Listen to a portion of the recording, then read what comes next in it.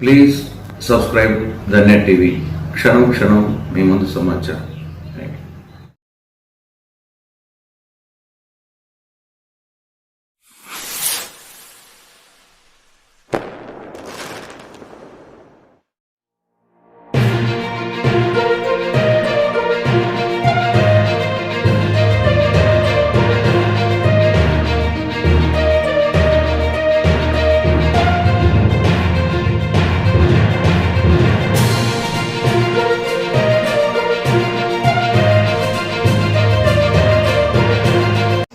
అంతర్జాతీయ international women's day సందర్భంగా AVOPA members మహిళా విభాగం అందరూ ఇక్కడ జాయిన్ అయినారు.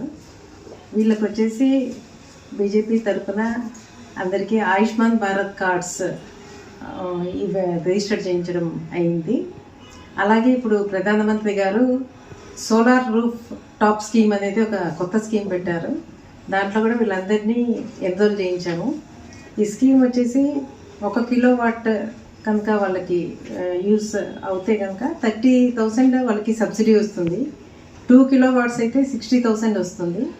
3 కిలోవాట్స్కి వాళ్ళకి 78,000 సబ్సిడీ వస్తుంది. దీని వచ్చేసి 300 యూనిట్స్ ఫ్రీ కాస్ట్ వస్తుంది.